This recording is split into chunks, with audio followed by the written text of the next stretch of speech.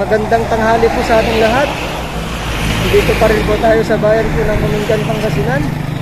Andito po tayo sa road na to ay papuntang San Quintin, Tayog, Umingan. Tapos ito po papuntang bayan po ng Umingan. Yan sa. Meron po tayong titignan lupa rito na 50,000. So 5 hectares po mahigit po ito. Paisa ng property, ma'am. Yan po. Yan po yung property natin. So dito sa part na to tatabunan po na to, pero sa gitna po mataas. Ano po yung tabo niya, hindi po tatabunan sa gitna. Ito po yung frontage niya, napakahaba, 150. Corner lot, siguro yung corner lot niya nasa 200 meters po ang corner lot nito. Nandito po tayo sa highway. So yan po yung property, 5 hektarya po. Pag ganun po yung property na to, hanggang dun po, dun po tayo pupunta tayo mamaya doon. Titled property po ito.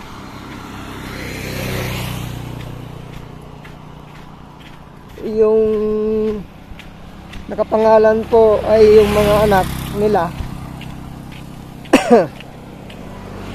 Tatlo po yung patay, so sila po ang bahala doon sa sa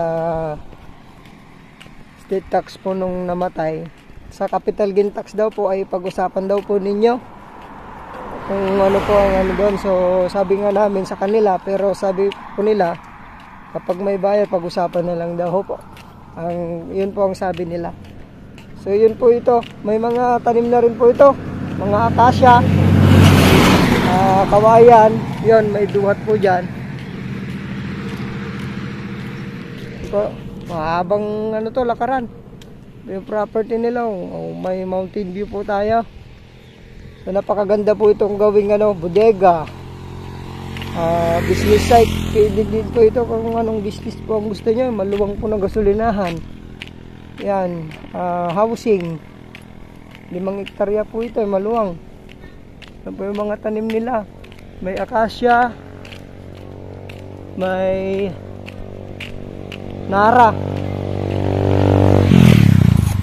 Lalaki pong nara, oh.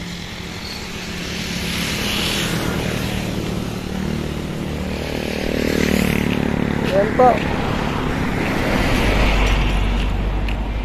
Tignan po natin yung corner lot. Yung property na po ito.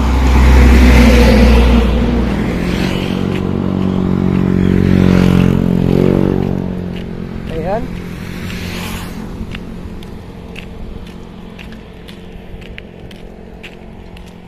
Suking ko lang po konti dito sa loob.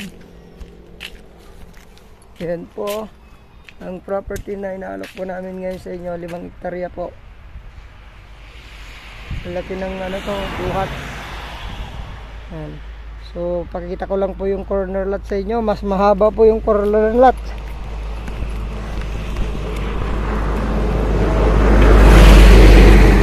Nasa 200 data tong corner lot. Silip ko lang po sa inyo yung corner lot po nito. Ang ganda pong gawing to, warehouse. Ayan. Ito po yung daan na corner lot nya, Barangay Road. Parang mas mahaba tong corner lot dito pa loob, 200 siguro to. Ito yung property natin. Dito kailangan ng tabon na konti lang ho. May fish pan pala doon sa loob. May isa kong fish pan doon. Wala lang tubig. So may kuryente rin na rin po tayo rito, ma'am, sir. Ito na po, internet, meron na po tayo. Yan, plat na plat po sa gitna yung property na to. Okay. Yan, dito po tayo sa likod ng property. Dito po yung end po niya. Yan po. Babala ba? Okay. Ngaba po ng corner plot po niya. Ito po yung umpisa ng lupa. Ayan po, diretso po doon. Property na po ito. Sige yun. paliparan po natin para makita po natin yung tamang ano niya, makita yung ganda ng property na to. Maraming salamat pong muli sa inyong lahat. Patuloy nyo pong suportahan po ang Jelormex Vlog. Sana magustuhan nyo po ito. Ingat po kayo palagi. God bless po sa ating lahat. Ang price po pala nito ay 550 per square meter. Sa Gintax po, pag-usapan daw po ninyo ng personal ng bayan. Salamat po. God bless.